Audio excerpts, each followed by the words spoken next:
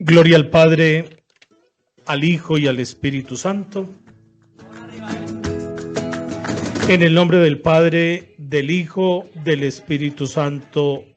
Amén.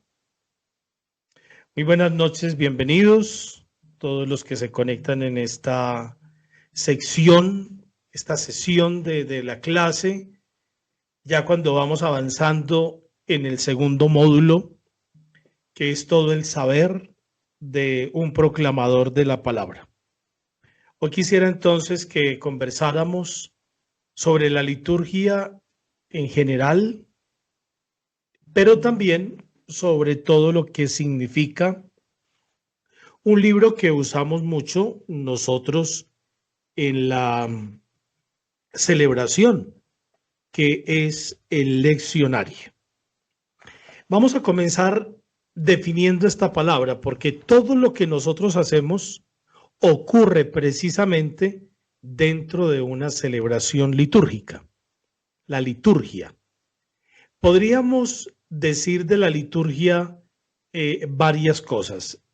La primera es que es un ejercicio de la obra de nuestra redención. Así la entendemos, un ejercicio de la obra de nuestra redención. Una acción de Cristo y de la Iglesia. ¿Sí? Esto sería la liturgia, una acción de Cristo y de la Iglesia. Cualquiera de las definiciones que ustedes están viendo en pantalla es aceptable. Es la presencia de Cristo. Sí. Es el ejercicio del sacerdocio de Cristo. Es la fuente y cumbre de la vida eclesial. Es la glorificación de Dios y redención humana. Es la pregustación y participación del culto celestial. Es la participación activa en los misterios de Dios. Estamos definiendo a los que se están conectando diciendo que es la liturgia. Es una escuela de vida cristiana. Aquí ya tenemos unos elementos muy interesantes porque tiene una pedagogía. La liturgia tiene una pedagogía propia. La celebración tiene un ritmo. Y nosotros la entendemos de esa forma, una acción sagrada por excelencia. Entonces, cualquiera de estas definiciones que tenemos en pantalla, escoja alguna, subráyela. Yo, por ejemplo, quisiera escoger una. La liturgia es una fuente y cumbre de la vida eclesial. Una fuente y cumbre de la vida eclesial. La liturgia hoy no se puede entender como un conjunto de ritos, ¿sí? La gente entonces, por ejemplo, dice, no, que esto se hizo bien, que esto no era así. Entonces a veces nos volvemos más papistas que el Papa, lo hemos dicho en algunas de las reuniones. No, tenemos que entender la globalidad de la celebración, porque podemos hacer un curso de liturgia, como de pronto muchos de ustedes han participado en el curso de liturgia que también hemos dictado en algún momento. ¿Qué pasa entonces? Entramos en un rubricismo y en un ritualismo. ¿Cómo se entiende esto? A ver, entender que no es un conjunto de ritos que componen una ceremonia. No, así no la podemos entender. Eso sería simplemente un ritualismo, ni una suma de normas o leyes compuestas para el buen desempeño del culto, que entró por la derecha, pero era por la izquierda, que se inclinó en el momento que era o en el momento que no era, que bajó precipitadamente, que subió tardíamente. No, la liturgia tiene que ser fuente y cumbre de la vida cristiana y ministerial. Esa oración oficial de la iglesia que tiene su origen en Dios. Este sería el mejor enfoque, ese enfoque teológico, pastoral. Por eso, la liturgia constituye y edifica la iglesia. Esto es importante que lo tengamos en cuenta, porque ese espíritu renovador de la liturgia que se deja entrever, por ejemplo, en todos los documentos de la iglesia, nos va a llevar precisamente a esto. La liturgia, ¿sí?, constituye, edifica la vida de la iglesia. La liturgia expresa y manifiesta a la misma iglesia. Es la vida íntima de la iglesia, es una escuela de oración, ¿sí? Entonces, es como la fuente del pueblo a la que cada generación va a sacar el agua siempre fresca y vivificante. Así la entendemos. Entonces, me parece que cuando nosotros estamos haciendo nuestro ejercicio de proclamación, lo hacemos en el conjunto de toda una celebración. Y tenemos que entender que esa liturgia de la palabra tiene todo un carácter pedagógico, de enseñanza, de escucha, de una lección, de una palabra que resignifica, reencanta la vida de la gente. Esto lo hacemos no de manera solitaria, no lo hacemos aisladamente. Por eso es tan especial que nosotros como proclamadores estemos en sintonía con el que canta, con el que sirve en el altar, con el presidente, con el diácono, con el monitor, con los que recogen una ofrenda, con la misma asamblea. Porque si hablamos que ella es una escuela, esa escuela de oración, todos tenemos que cumplir un papel. Cumple el papel el que proclama, pero cumple el papel también el que sirve en el altar, para que con su presencia se sume a lo que realmente es la liturgia, una expresión pedagógica para nosotros también constituir, edificar la iglesia, para manifestar lo que nosotros creemos. Nunca lo hacemos de una manera tan expresiva como lo hacemos, por ejemplo, en la liturgia. Por eso la liturgia de nosotros es muy visual, ¿sí? Vamos a ver, por ejemplo, uno de los temas cuando digamos que el lector expresa con su mente, con su palabra, con su cuerpo, lo que está viviendo.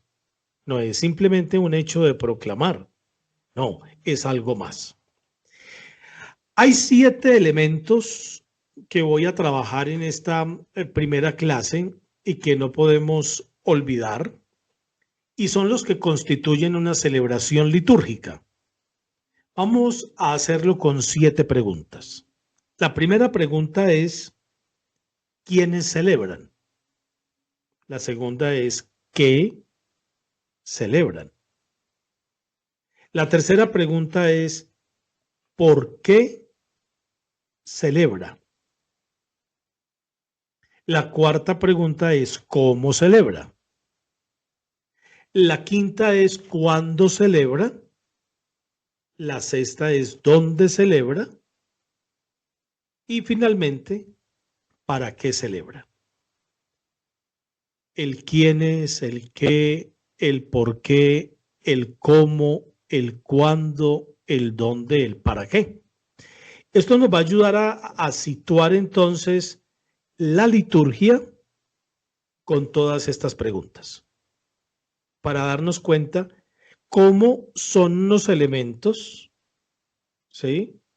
Son unas 7 columnas donde se para toda una celebración litúrgica. Entonces vamos a decir una palabra de cada una de ellas. Vamos a responder la primera pregunta. ¿Quiénes celebran? La asamblea y la presidencia litúrgica.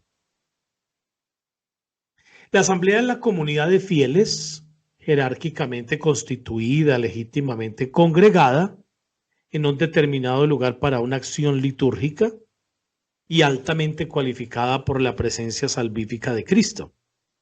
En el atrio, que es un lugar de la iglesia, nosotros nos encontramos. De todos los puntos cardinales nos congregamos. ¿Para qué? Para entrar a constituir la asamblea. Cuando nosotros vamos a la Eucaristía del domingo, la misa de 10 de la mañana, la asamblea se comienza a constituir desde el mismo momento cuando la gente va entrando. Esa es la constitución, se va conformando, ¿sí? Y esa asamblea tiene realmente un papel, porque la asamblea es signo de la iglesia, local, particular, parroquial, que ha sido convocada y se reúne en comunión con toda la iglesia universal. Esa convocación nos coloca en una actitud de escucha, de aprendizaje. Mejor dicho, en la asamblea uno es educado por Dios. Ahí está precisamente el detalle de por qué la liturgia es una escuela, es de carácter pedagógico, porque eso es lo que nosotros hacemos. Está también el detalle de la presidencia, que habíamos hablado en las primeras clases de esos ministerios y hablando de que esto es un ministerio muy concreto. Presidir una asamblea sacramental es signo del Señor que se coloca a la cabeza de su pueblo. Ese es el presidente. O sea, ejerce el puesto de la capitalidad de Cristo y es quien lo guía hacia el Padre. Por eso es tan importante que nosotros no hagamos lo que hace el presidente, porque el presidente dice, por ejemplo, oremos. Recoge todas las intenciones de una asamblea para presentarlas a Dios. No, pero uno encuentra, por ejemplo, que el vecino de uno está repitiendo las palabras de la consagración, como si ella o él fueran el presidente de la celebración. Es el gran servidor de los hermanos, claro, y así lo identificamos. Pero no se nos olvide que él tiene un ministerio muy concreto. Y ese ministerio concreto es precisamente guiarnos y llevarnos hacia el Padre.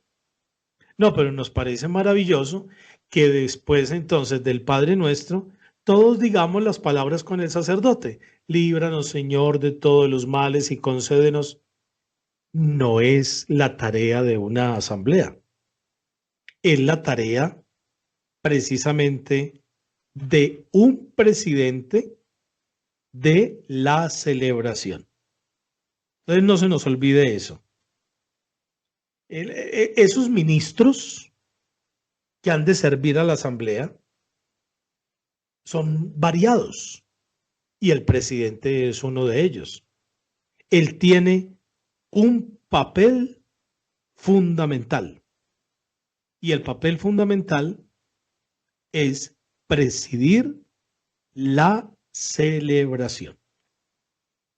Entonces no se nos olvide y recalquémoslo siempre. Por eso, la actitud general del presidente hacia la asamblea debe ser de simpatía, de acogida, de bondad, de fraternidad, de paciencia, de alegría.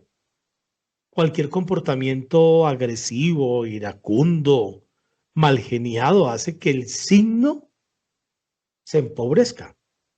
Es como que nosotros servimos en el altar, pero a veces nos creemos dueños de la parroquia. Entonces maltratamos a la gente. No, ese signo ya empobrece y hace que muchos fieles se retiren, por ejemplo, de nuestras asambleas. Un presidente tiene que ser modelo, ejemplo en su forma de celebrar y su comportamiento debe ser básico, porque representa a Cristo por su modo de obrar, de hablar, debe sugerir a los fieles que se trata de una presencia viva. Es más, ha de servir a Dios y al pueblo con dignidad, con humildad. En fin, mejor dicho, celebrar con unción. Vamos a mirar la segunda pregunta. Vamos a responderla. Vamos mirándola y vamos entrando en todo este misterio. Divina la salvación, hágase en mí.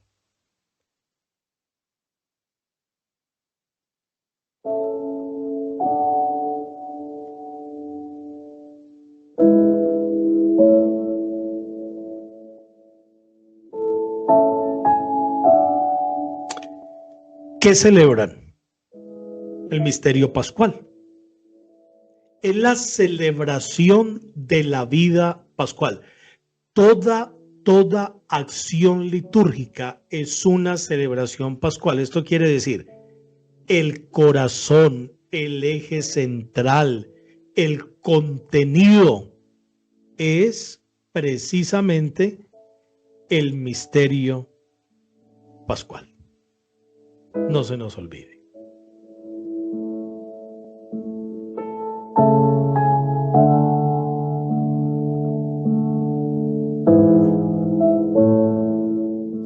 ¿Y la liturgia qué celebra? A ver, la iniciativa del Señor que se ha manifestado en el Éxodo y sobre todo en Cristo. Celebra el paso de la muerte para llegar a la vida. Celebra la vida nueva. El misterio pascual, la liturgia, toda parte absolutamente de ese misterio pascual de Cristo, cuya resonancia es muy clara en nuestra vida. La liturgia celebra nuestra vida. ¿Y en esa vida qué se manifiesta? Pues el misterio pascual. Por eso es importantísimo que nosotros entendamos que vivimos el acontecimiento del Señor, que pasa y nos hace pasar. Todo depende de acá. Aquí han nacido los sacramentos, aquí ha nacido la liturgia, aquí ha nacido todo este misterio, aquí ha nacido este ministerio. No podemos perderlo de vista. Y repito, la liturgia es la celebración de la vida pascual. Esa es la segunda pregunta que vamos o que hemos respondido en esta noche.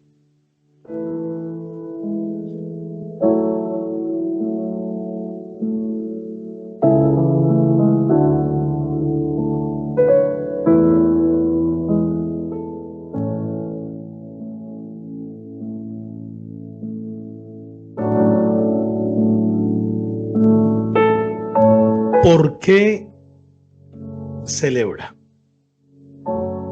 Es la otra respuesta que nosotros tenemos que dar. Miren, este texto de la Instrucción General del Misal Romano, texto que ya ustedes tienen, no se les olvide. Creo que no, perdón, ustedes no lo tienen, pero después se los puedo compartir cuando entremos a todo lo que es la liturgia de la palabra. De ahí voy a tomar dos elementos. Primero, en las lecturas se dispone la mesa de la palabra de Dios a los fieles y se abren los tesoros bíblicos. Eso hace un proclamador. Abre un tesoro bíblico para una asamblea. Y ahora lo vamos a decir que lo hace precisamente desde un leccionario. La lectura de estos textos no es un oficio presidencial. No es del sacerdote. Es ministerial. Y conviene que habitualmente lea el Evangelio el diácono o cuando éste falte otro sacerdote. Y el lector hará las otras lecturas cuando él falte el diácono o otro sacerdote, leerá el Evangelio el mismo sacerdote celebrante. El por qué celebra, aquí también hay un misterio. El misterio de la palabra. Igualmente se traduce en que es signo de la presencia real y viva de Cristo en medio del pueblo. Por eso, para que sea acogida, traducida en la vida de los oyentes, la palabra de Dios pide una fe viva. Y esto nosotros la tenemos que despertar en la liturgia, nosotros como proclamadores de la palabra, ¿por medio de qué? A ver, yo lo diría que serían como unas 4 cosas. Primero, esa progresión que se va dando en las lecturas, de una primera lectura a un salmo, a una segunda lectura, uno va subiendo como unos escalones y uno va respondiendo precisamente a esa progresión, a que el corazón se vaya preparando también para llegar al momento central de toda la liturgia de la palabra. Pero también la despierta porque hay que aprender a encontrar el contexto de la solemnidad. Si hoy celebramos a San Benito, esto también nos tiene que ayudar a introducirnos en esa pedagogía que tiene la liturgia. Y no lo podemos hacer de cualquier manera.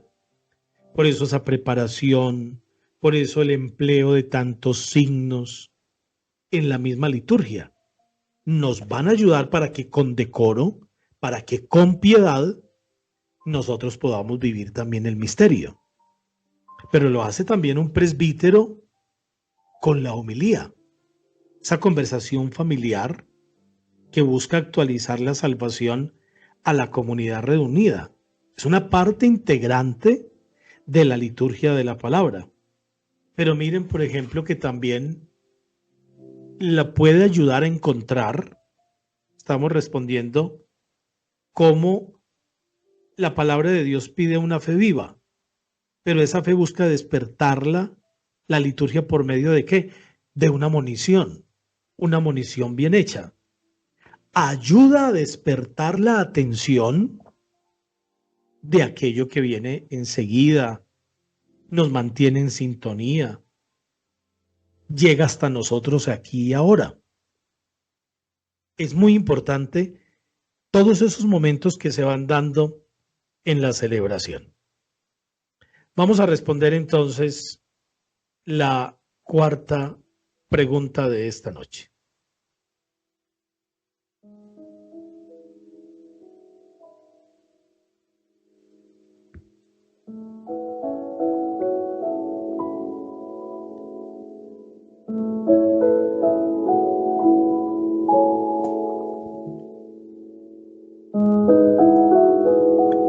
¿Cómo celebra? Es una fiesta que acontece a través de signos y de símbolos.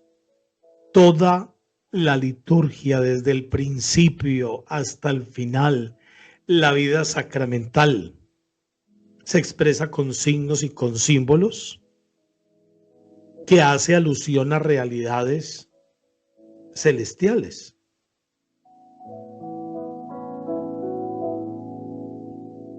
El signo es una realidad visible, un gesto, un utensilio, pero también puede ser audible, una palabra, un canto, pero puede también tocarse, tangible, ¿sí? Detrás de la cual se descubre una realidad invisible y espiritual. Las fiestas en lo común y corriente de nuestra vida, en lo cotidiano, se desenvuelven a través de signos. Y la suma de esos signos da como resultado un rito. La vida del hombre está llena de ritos. ¿Y cómo hacemos nosotros para expresarlo en la vida cotidiana? Le ponemos flores, le ponemos comida, al amor le ponemos signos, le ponemos detalles, a la Eucaristía también. Y uno puede encontrar cantidad de signos en la misma celebración. Es lo que se llama, por ejemplo, todo el proceso de la semiología o de la semiótica. que es la ciencia que estudia las diferentes clases de signos, esos procesos de comunicación. Por eso nosotros juntamos las manos, abrimos las manos, nos paramos, nos sentamos, cerramos los ojos, ¿sí? Abrimos nuestra boca, una palabra. Nosotros entramos también en una meditación. Entonces es muy importante que ese conjunto de signos que conforman la vida de la liturgia con un rito, nosotros también sepamos expresarlos. Porque la liturgia se convierte en un lugar privilegiado que rehabilita, que revitaliza los signos, y por la salvación, por la acción salvífica de Cristo y de su cuerpo, la iglesia los va haciendo sagrados. ¿Sí? ¿Cuántos signos, por ejemplo, la balanza, de qué nos habla? De la justicia. Una nube gris, de la lluvia. Una bandera, el escudo, el himno nacional, nos hablan de la patria. La paloma nos habla de la paz. El cáliz y el pan, de la Eucaristía. El pavo real, de la inmortalidad. El delfín y el ancla, de la esperanza. El pescado del mismo Cristo. Encontramos las letras JHS, Jesús, hombre, Salvador, etc. Y hay clases infinitas de signos naturales, artificiales, personales, interpersonales. En fin, la liturgia está precisamente hecha de signos. Una fiesta que acontece con esos signos, pero hagámoslos bien. Si vamos caminando en una procesión, vivamos ese momento. Si vamos a recibir la comunión, ahí hay un signo concreto, hay unas luces, está el agua, está el mantel, hay unas flores. Nosotros la fe la expresamos a través de signos y a través de símbolos. Entonces, para los que se están conectando o llegaron tarde, ya hoy tenemos personas de pronto con menos problemas. Una que otra por ahí todavía no se puede conectar, no ve la pantalla. Me escucha, pero no ve la pantalla, porque posiblemente entró con audio y no entró con el video. No se le olvide que la plataforma hay que correr esas pestañitas para entrar con video y entrar con audio. Y lo digo con certeza porque aquí donde estoy tengo 3, 4 monitores que me dicen que estoy al aire y que estamos todos viendo la pantalla, porque tengo un monitor donde la puedo ver lo que ustedes precisamente están viendo y una pantalla desde donde se está transmitiendo todo el contenido. Vamos a responder la otra pregunta y es ¿cómo celebra? A ver, habíamos hablado el por qué celebra, el cómo celebra y ahora el cuándo celebra. Entonces vamos a mirar cómo ese cuándo se hace a lo largo del año. A lo largo del año se santifica el tiempo.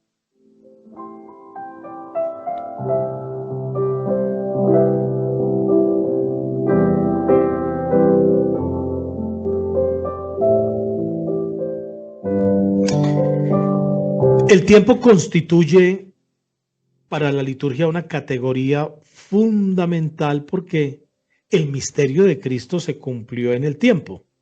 ¿Sí? El acontecimiento mayor del tiempo es la Pascua. Lo acabamos de decir. Esa que nosotros celebramos cada año y que cambia cada año. Entonces la gente se pregunta, ¿por qué? Porque tiene que coincidir con la Pascua de Jesús, que cayó precisamente en luna llena. Entonces, por eso cada año nosotros la Pascua la cambiamos para coincidir con la luna llena. El tiempo se hace sagrado ¿dónde? En la liturgia, en cuanto es signo portador de salvación, y esto nos pone en contacto con una realidad trascendente, que es el misterio de Cristo. El tiempo en la liturgia es el marco de la presencia actual de la salvación en el aquí y en el ahora, de la vida, de los hombres, de las mujeres. Ese año litúrgico del que ya hemos dicho algo, desarrolla todo el misterio de Cristo, su obra salvadora, en el tiempo por medio del misterio pascual. Porque la Pascua constituye el centro de toda la obra de salvación de Cristo. No se nos olvide nunca esto. Todas las realidades que nosotros vivimos tienen sentido. ¿Por qué? Porque se celebra desde la Pascua.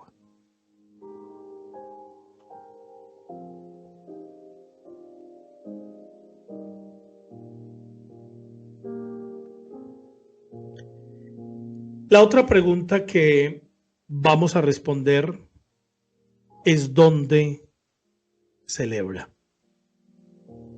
Y aquí pensamos que la iglesia es un espacio temporal que posibilita al hombre desde aquí y ahora encontrarse con Cristo y dialogar. Es cierto que se puede encontrar a Dios en todas partes.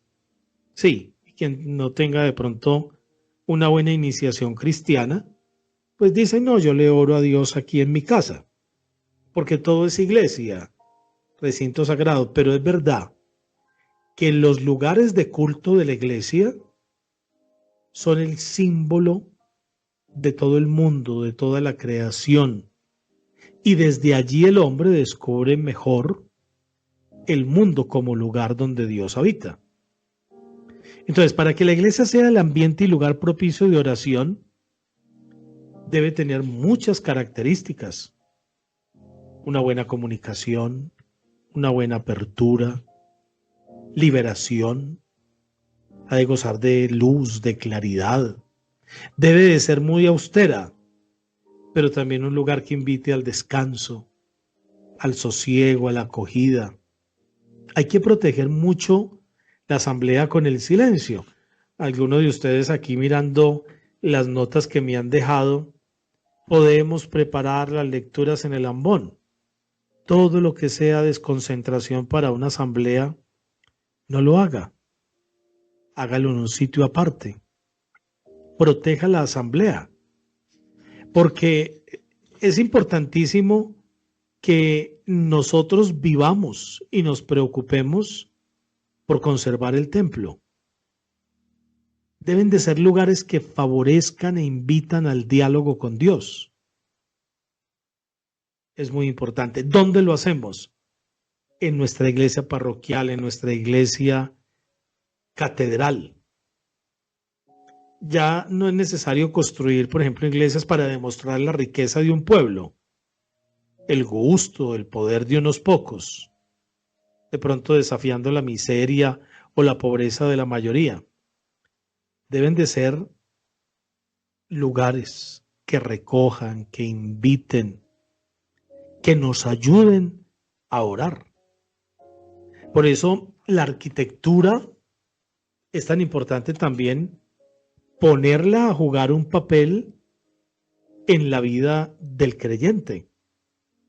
Porque esa estructura arquitectónica y artística de la iglesia tiene que ser manifestación de algo muy concreto, del aspecto comunitario, el espacio físico que se construye para los templos vivos de Dios.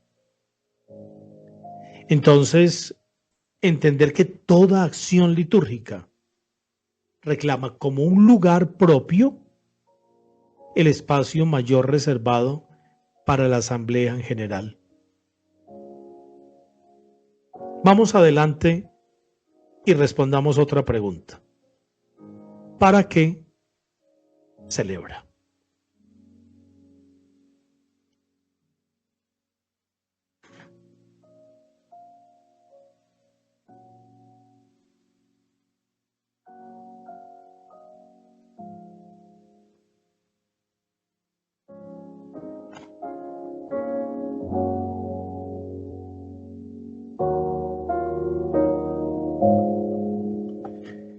La liturgia es glorificación de Dios y santificación de la humanidad, que es el culto, ¿sí? Eso es precisamente.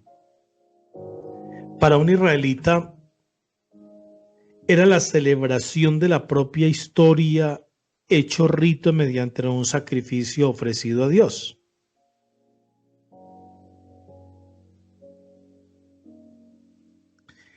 El hombre se relaciona con Dios mediante actitudes internas de adoración, acción de gracias, petición, expiación y con expresiones externas, oraciones, cantos, gestos, elementos materiales que componen todo ese rito. Agua, vino, pan, aceite, ¿sí? Las manos, el cuerpo. Por eso, con justa razón decíamos cuando definíamos la liturgia que es una escuela de oración, porque toda la vida puede ser liturgia y también oración. Y el lugar más privilegiado de oración litúrgica son los sacramentos de la iglesia, especialmente la Eucaristía como culmen de toda la vida del creyente.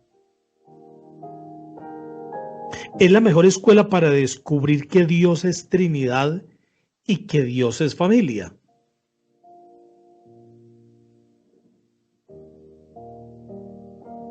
En fin, la liturgia es glorificación de Dios y santificación de toda la humanidad. Me quedo con esta frase de la Sacrosanctum Concilium.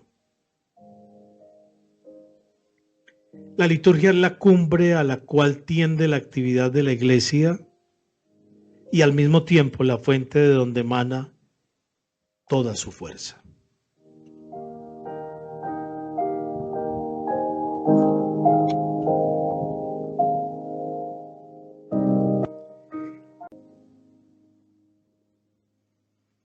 Hablemos en esta segunda parte de El Leccionario, ese libro que es signo de la palabra de Dios y con el que muchos de nosotros tenemos el contacto permanente en la proclamación. ¿Qué es el leccionario? Porque normalmente no solo son los que vemos un domingo, tenemos leccionarios para la semana. Ahora cuando hablábamos del rito del matrimonio, ahí hay un leccionario. Lo hay en ritual de exequias, de bautismo, de confirmación, de penitencia, de unción de los enfermos, etc. Digamos 6 cosas que nos pueden ayudar a definir un libro. Parece como, bueno, ¿por qué vamos a decir tantas cosas? Porque es un libro que tiene una construcción especial. A ver, es una escuela de educación permanente de la comunidad en el discernimiento de la voluntad de Dios. Porque tiene una temática, porque tiene unos acentos, porque tiene unas líneas muy definidas, porque tiene unos matices, porque tiene unas líneas generales que nos permitan identificar el tiempo, la espiritualidad del tiempo. Esto se lo debemos también al Vaticano II. Recuerden que la gran reforma de la liturgia se da a partir del Vaticano II con la Sacrosanctum Concilium. Un instrumento de comunicación entre Dios y el pueblo. Claro, lo entendemos perfectamente. Por eso cuando entremos a la tercera parte de todo este contenido del curso, vamos a entrar en esa dinámica pedagógica para ver cómo tenemos que expresar oralmente una palabra, una frase, una lectura. Y ahí hay un lenguaje preciso, ¿sí? Muy, pero muy claro para poderlo comunicar a los mismos cristianos. El leccionario llega a ser una guía para las decisiones de la vida. Porque una lectura, un salmo, una lectura del Evangelio, encontramos el camino. Encontramos la brújula que nos va indicando cuál es el camino que tenemos que seguir. una guía, porque hay una lección, porque hay una interrogante, porque nos siembra a cada uno de nosotros. Una palabra puede embellecer o afear la vida. No es cuestión de gusto la palabra de Dios, pero cuando nos interpela, cuando nos habla desde adentro, realmente es un maestro que enseña, un instrumento del Espíritu Santo, porque no entramos de cualquier forma, no estamos leyendo la Ilíada, no estamos leyendo El Viejo y el Mar, tampoco, no estamos leyendo Cien años de soledad, no, tampoco. Estamos con un libro realmente que es un maestro también de vida. Un amigo que comparte las experiencias vividas por los personajes de la historia de la salvación. ¿Con quién nos encontramos ahí?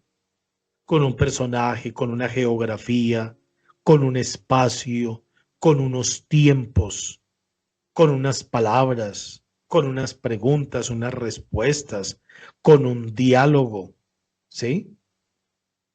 En fin. Es una fuente de aprendizaje del arte de vivir, creer y salvarse.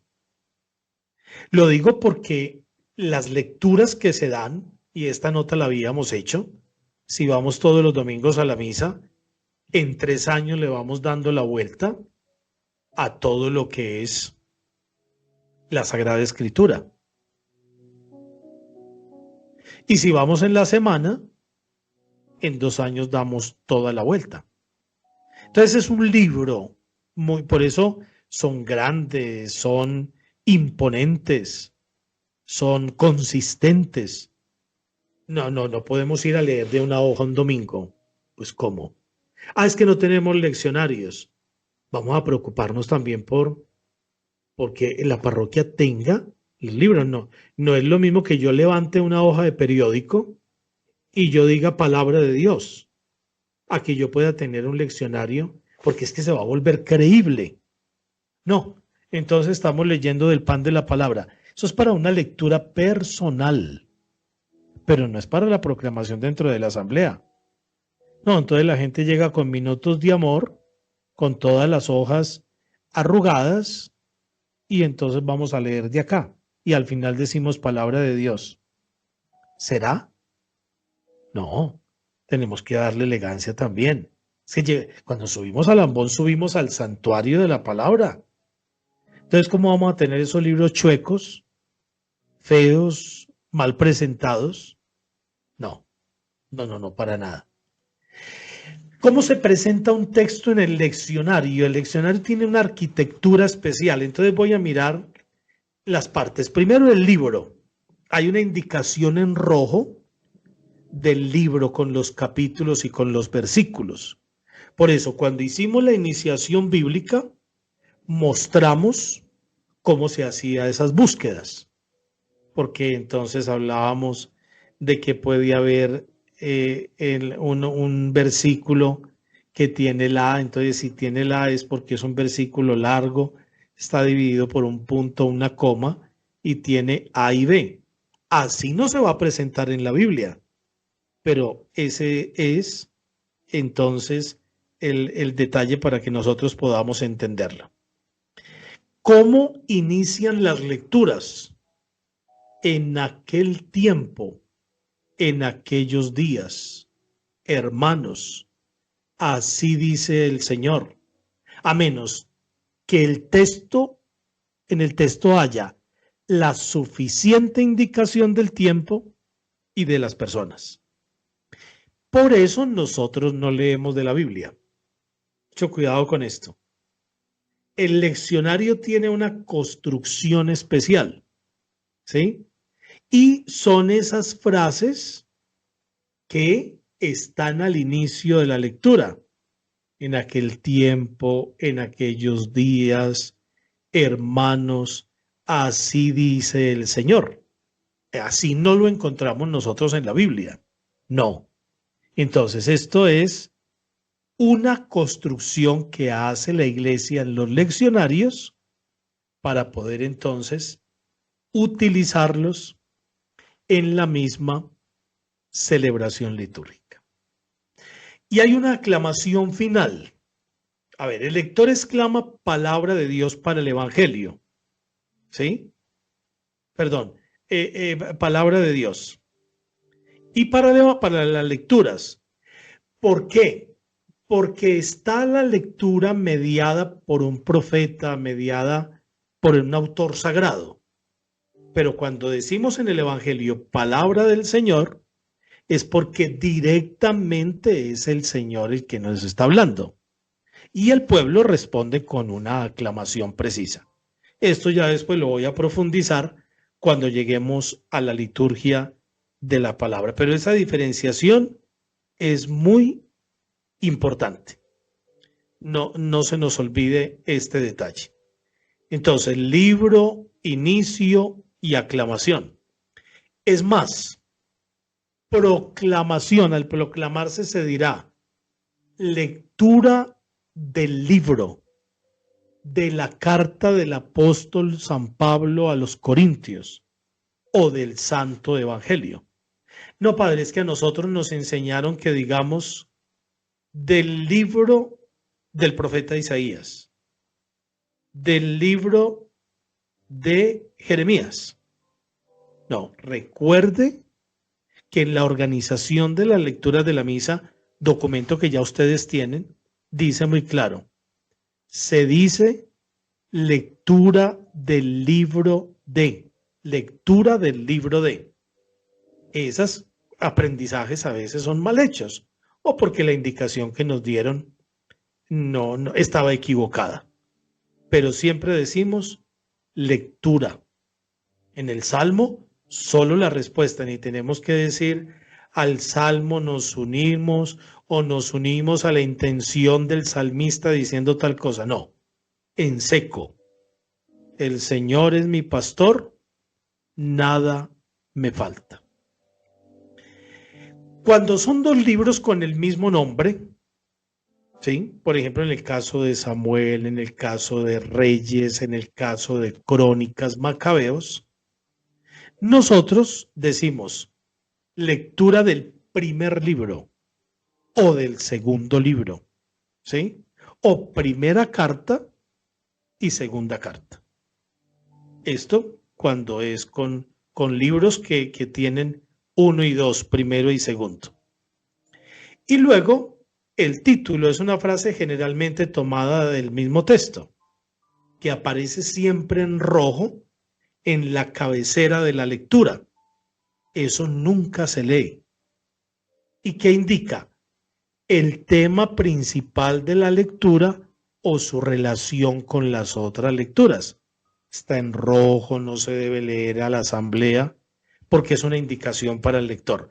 Por eso les decía cuando definía el leccionario que aquí hay una fuente de aprendizaje porque ese texto solo lo tiene usted visible, nadie lo tiene. Entonces, usted es el único que puede disfrutar de esto.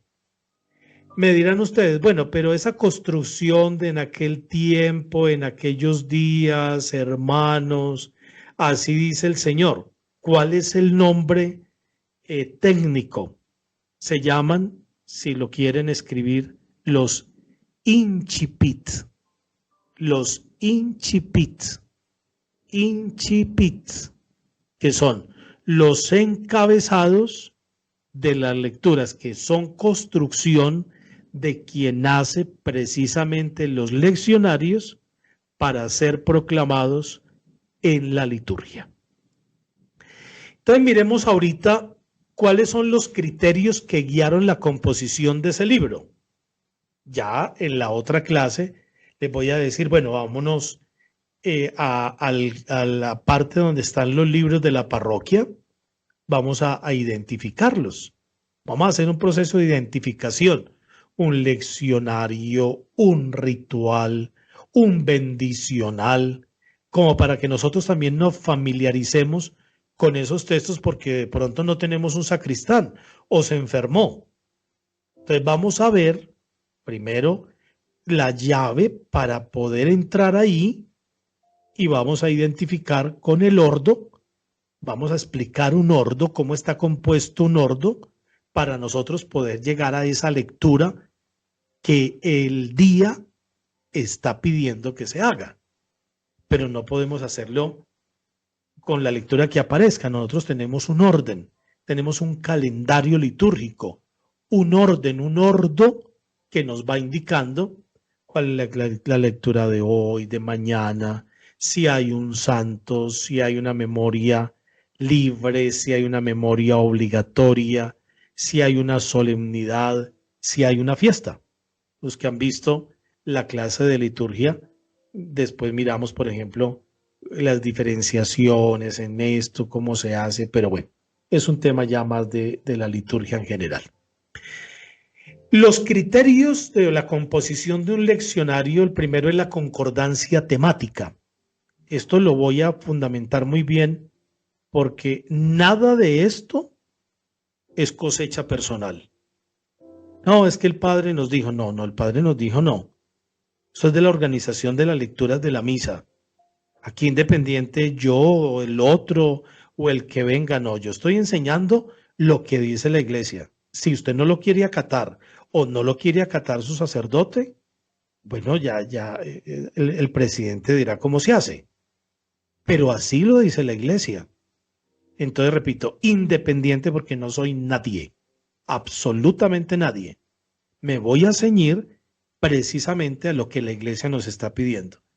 Que cuando lo cumplimos también y cuando lo sabemos, pues sabemos que esa escuela, como hemos definido la liturgia, pues va teniendo una tarea también para la vida de un fiel. Qué bueno servirlo bien. Qué bueno servir esa liturgia de la palabra con dignidad, con conocimiento y no de cualquier forma. A ver, la concordancia temática, el Evangelio constituye el cumplimiento de las antiguas promesas, Antiguo Testamento, y el mensaje inspirador de la vida y de la misión de la iglesia. Es muy evidente cómo todos los domingos de los tiempos fuertes y de las solemnidades se da esa concordancia, esa relación, por ejemplo, entre la lectura, la primera lectura y el Evangelio. Y hay una línea, ahí hay una temática concreta. Esa lectura semicontinua que se da, por ejemplo, los fieles pueden escuchar el Evangelio completo a lo largo de los domingos, en la semana, en el tiempo ordinario. Todos esos escritos del Antiguo y Nuevo Testamento, pues no los seguimos fielmente. No, podemos tomar, saltarnos algunos versículos, porque lo que estamos buscando es que la temática concuerde. ¿De acuerdo? Y ahorita vamos a mirar las temáticas de cada tiempo, cuáles son los énfasis, cuáles son los acentos, cuáles son las líneas principales, para mirar que en el leccionario no todo es igual. Y por eso tenemos varios leccionarios, porque no es el mismo el de Pascua, el de Adviento, el de Cuaresma, el de los santos, el del ciclo A, B, C, el del año par e impar. Hay una tematización ocasional, mayor conocimiento de la escritura, vivencia del misterio pascual de Cristo en una circunstancia concreta. Por eso restituye su esplendor celebrativo y simbólico a la proclamación litúrgica de la palabra de Dios. Es una palabra que se dirige hoy al ser humano para que sea iluminado y para que sea salvado. Hay unas temáticas ocasionales, por ejemplo, cuando hay una fiesta de un santo. Ahí hay un tema, o sobre la evangelización, o sobre el martirio, o sobre la esperanza, o sobre el amor, o sobre el sacrificio. Tantas lecciones que vamos encontrando a lo largo y ancho de la palabra. Una comunicación humana. Entrar de modo vital en el lenguaje de la Sagrada Escritura y en el plan de la salvación. Con razón, cuando íbamos a vivir el jubileo, se dijo que el año litúrgico también era una escuela para ser santos, una escuela para traer el amor de Dios a la historia personal de cada día. Eso es lo que hacemos en este recorrido. Esto no solamente es algo técnico, no. De la mano de estas lecturas, de la mano de estos leccionarios, vamos entrando en el corazón de Dios, ¿sí? Entonces, por ejemplo, cuando hay una buena competencia técnica, cuando hay una lectura clara, cuando hay una buena escucha, cuando hay una buena comprensión, una buena amplificación, todo eso va jugando un partido muy especial en nuestra tarea como proclamadores, porque servimos realmente como se debe la misma palabra. ¿Cuáles son los criterios para la selección de los textos? Entonces, los domingos y fiestas tienen 3 lecturas. De una o de otra forma esto lo habíamos dicho, pero ahorita se va aclarando mucho más. Una del Antiguo Testamento, una del Nuevo Testamento, el Evangelio. Los domingos están en ciclos de 3 años. Sí, me decía una señora. Pero la semana, ¿cuáles son los ciclos de la semana? Cuando hable de ciclo, hable de domingo. Y en semana estamos divididos en años pares e impares para la primera lectura. Pero para el Evangelio siempre va a ser el mismo. La primera lectura y el Salmo cambian en el año par impar, pero el Evangelio es igual. Así, de esta forma, nosotros conocemos la palabra de Dios a lo largo de todo el año litúrgico. Repito, por eso definimos la liturgia como una escuela de oración. Voy atando en un concepto que trabajé hace algunos minutos con este. Lo vamos amarrando, porque dirán ustedes, bueno, pero es que no entendí eso. No, entiéndalo, compréndalo, medítelo. Es una escuela de vida cristiana. Y usted prácticamente está ayudando y está haciendo un gran aporte para entender la liturgia de esa forma. El año de cada ciclo se rige por el evangelio que se proclama. Seguimos con lo pedagógico. El año A San Mateo, el año B San Marcos, el año C San Lucas. Y habíamos dicho, el evangelio de San Juan se lee en Cuaresma y Pascua. También se lee en el segundo domingo del tiempo ordinario de cada año, en muchos de los domingos de Cuaresma y en los domingos 10º, 7º y 21º del ciclo B. ¿Sí? Está repartido por todos los ciclos, perdón. Este es el leccionario dominical para A, B y C. Siempre lo identificamos con esas letras. En el tiempo ordinario, la primera lectura es del Antiguo Testamento, cartas o Apocalipsis, ¿sí? En el tiempo pascual es de los Hechos de los Apóstoles. Tiene un ciclo de 2 años, año par, año impar, estamos repitiendo, pero esas repeticiones son con sentido, son conscientes, para mirar cómo para la semana son ciclo A, B y C, para la semana año par impar. Este año estamos en el año par, 2024. En Adviento, Navidad, Cuaresma y Pascua no varían. No es que tengamos para Adviento en la semana una lectura, para el otro Adviento del ciclo. No, porque es en la semana. En la semana no varían, siempre van a ser las mismas.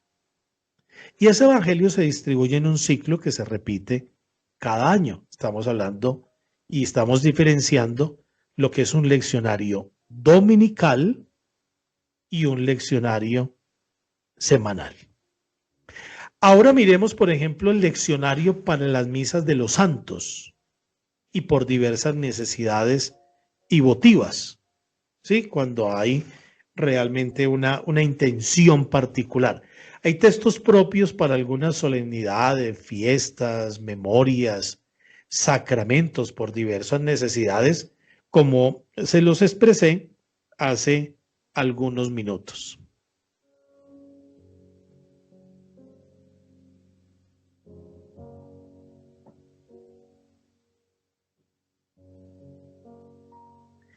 El tiempo litúrgico y esos temas principales. Vamos a mirar cuáles son. Adviento, Navidad, tiempo ordinario, Cuaresma, Tridio Pascual, Pascua y tiempo ordinario. Ya no los vamos a definir porque ya lo habíamos hecho. Ahora vamos a mirar son los temas principales que cuando ya les hablé, por ejemplo, como coordinadores van a preparar el retiro del Adviento.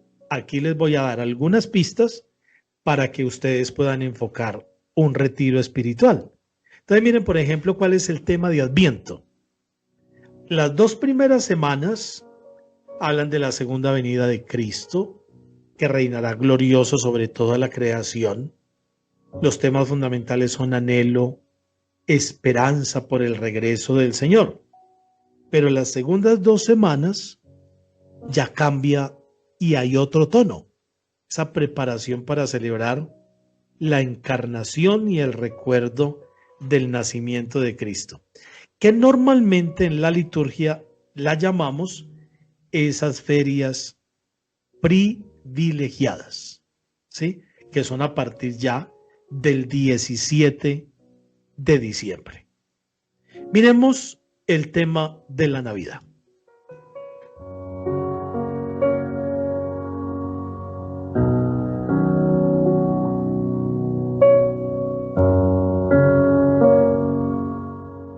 Bueno, evidentemente, la celebración de la encarnación, esa unión nupcial del cielo con la tierra, esa manifestación de Dios en Jesucristo en la encarnación, luz en las tinieblas, la venida del reino de Dios. Abrimos una lectura de un profeta, abrimos un salmo, el Evangelio.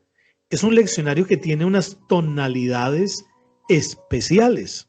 Habla de fiesta, habla de alegría, habla de luz, habla de color, habla de encarnación, habla de vientre, habla de madre, habla de corazón. Esas cosas lindas que sentíamos cuando estábamos pequeñitos y vivíamos la Navidad. Es que eso nos lo hace gustar de una o de otra forma las mismas lecturas de la misa. Bueno, yo de una vez los felicito porque ustedes vehiculan, ustedes comunican. A mí me gustaba mucho cuando trataba de hacer la publicidad para invitarlos a este curso y decía, ustedes son comunicadores de la palabra. Difícil el oficio, todo lo que quieran, todo lo más complicado, pararse uno en un micrófono, en un ambón. Todas las asambleas son distintas, hay unas que le provocan miedo, hay otras que le dan mucha más seguridad a uno. Pero la grandeza de uno identificar estas temáticas, realmente somos privilegiados con este ministerio. Quiéralo, adórelo, cada día valórelo más. A mí me decía una de las alumnas que me escribió un mensaje y me decía, sabe que después de que he hecho el curso, de que lo estoy haciendo, ya me siento mejor cuando proclamo. El conocimiento ayuda mucho a cambiar el corazón, la mente, la vida de una persona, pero también es la gracia. Es que mire, por ejemplo, detrás de cada pregunta, detrás de cada intención de ustedes, detrás de cada reflexión, de un subrayado que hagan, de la pregunta a veces más simple, ¿qué hay? Un deseo enorme para que este ministerio lo podamos hacer muy bien. Realmente sí los considero que son muy, muy privilegiados como frente al resto de toda la comunidad. No tampoco se vayan a creer mucho por eso, pero sí tienen como un puesto privilegiado dentro del ministerio, porque realmente nos damos cuenta de esto. Miren, por ejemplo, cuando tomamos el tiempo ordinario, comienza esa vida pública y el ministerio de Cristo, vivir el misterio pascual y ese paso a paso de una lectura, de un lunes a un martes, de un martes a un miércoles, porque muchos de ustedes son de misa diaria, es realmente como una escala y pienso mucho en lo que decían los monjes en la Edad Media. A medida que vamos avanzando y subiendo, lo que queremos es penetrar el corazón de Dios. Miremos la Cuaresma. Ya es una preparación para renovar el bautismo, la fe, profundizar en la conversión a Cristo, el Evangelio, acompañar los elegidos mientras se preparan para el bautismo, allí donde hay un catecumenado, allí donde se preparan los adultos. Hablo mucho a los que están en los Estados Unidos, a los que están en Canadá, cómo preparamos durante la Cuaresma a todos los adultos. Nosotros también aquí en los países donde estamos, en México, en Costa Rica, donde se están conectando para este curso. El tono, la línea, los matices son muy distintos. Uno pasa, deja ese tiempo ordinario, ese martes antes de comenzar la Cuaresma, y al otro día ya totalmente distinto. No hay flores, hay un color que ya tiene un signo, tiene un significado, etc. Un triduo pascual, unas lecturas hechas todas alrededor de lo que es el núcleo, el corazón, la fuente de la vida cristiana, como es la pasión, muerte y resurrección de Cristo. Pero ¿cómo no hablar de la Pascua? Cristo resucitado entre nosotros, vida nueva, eterna, vestido nuevo, luz, faro iluminador, paz, todo lo que trae el resucitado. Esas son las fuentes principales, las ideas principales de esas lecturas de la Pascua. El año litúrgico todo no es igual. Vamos cambiando. Vamos en subida, vamos en bajada, vamos pasando por todos los terrenos. Realmente es una gracia. Y esa otra parte del tiempo ordinario, pues seguimos viviendo el misterio pascual, como lo es toda la vida cristiana. Pero ya cuando se va acercando por allá noviembre, nos vamos acercando a la solemnidad de Cristo Rey, ya comienza un poco una visión más escatológica, más de la cercanía del final de los tiempos, nos va hablando de todo lo que es el escatón, de todo lo que es la parusía, en fin. ¿Qué dice la Iglesia para que vamos terminando? Tengas especial cuidado de que los libros litúrgicos, principalmente un evangeliario, un leccionario, destinados a la proclamación de la palabra de Dios, y que por esto gozan de especial veneración, sean en la acción litúrgica realmente signos y símbolo de las realidades sobrenaturales, y que sean dignos, bellos y decorosos. No vaya a leer de Minutos de Amor, por favor, no. Si le toca porque no hay un leccionario, búsquese unas pastas bien bonitas que pueda meter ahí ese texto, porque nos puede pasar, es que no tenemos, pero que la gente no vea que usted está leyendo de ahí, y ponga unas pastas o algo bien bonitas donde pueda meterlo, pero que la gente cuando usted diga palabra de Dios, eso corresponda también a lo que tiene en la mano, lo que está en el ambón, pero de una hoja no. No seamos tan ordinarios en la liturgia. Cuidemos, por favor, eso, porque me parece que es fundamental en todo este ejercicio que nosotros hacemos. Avanzamos fuertemente en este segundo módulo y nos encomendamos a la Santísima Virgen María para que nos siga ayudando en este camino. Vamos entonces a honrarla.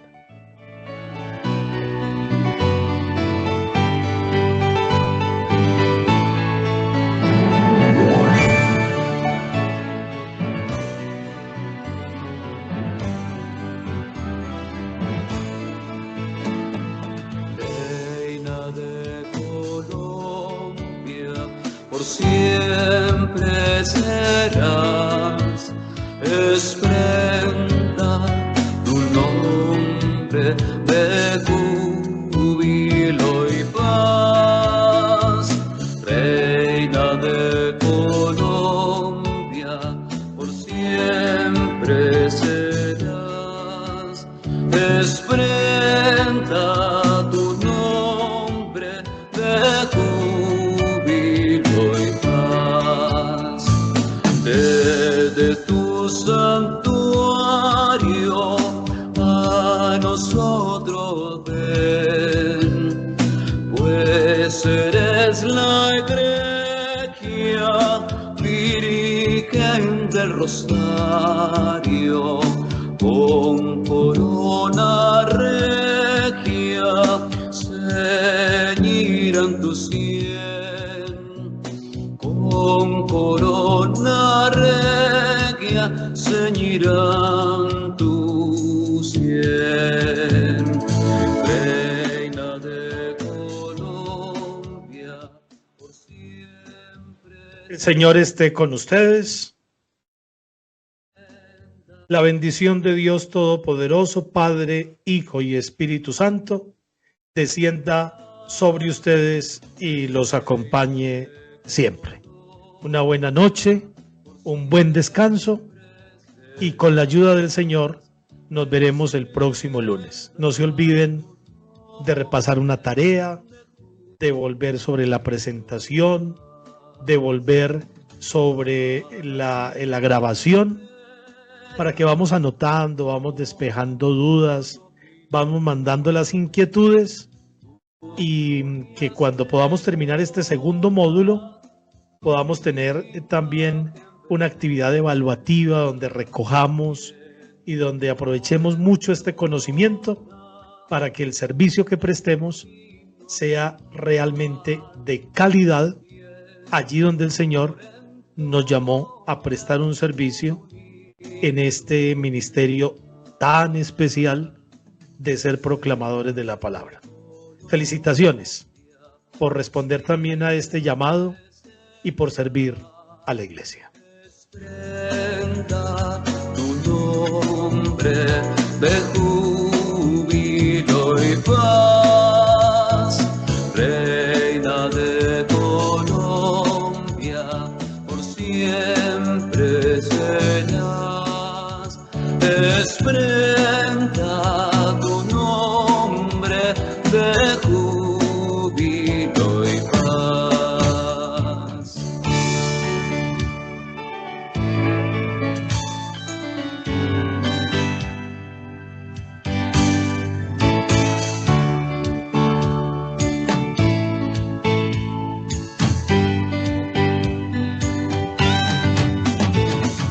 Reina de Colombia, por siempre serás, es prenda tu nombre de júbilo y paz, reina de Colombia, por siempre serás, es prenda tu nombre de júbilo y paz.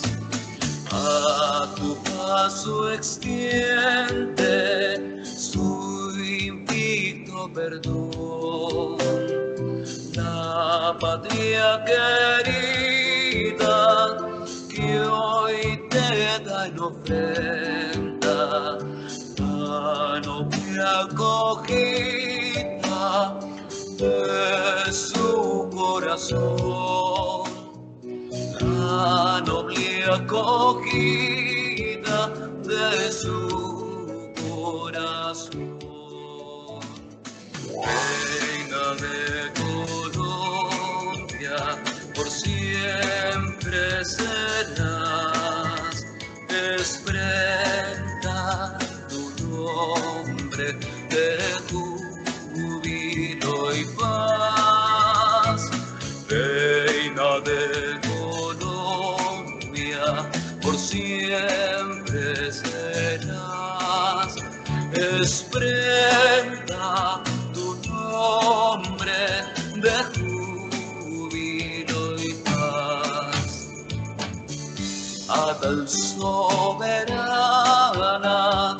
jurando lealtad, hijos de la hermosa tierra colombiana, con voz fervorosa sus triunfos cantad, con voz fervorosa sus himnos cantad.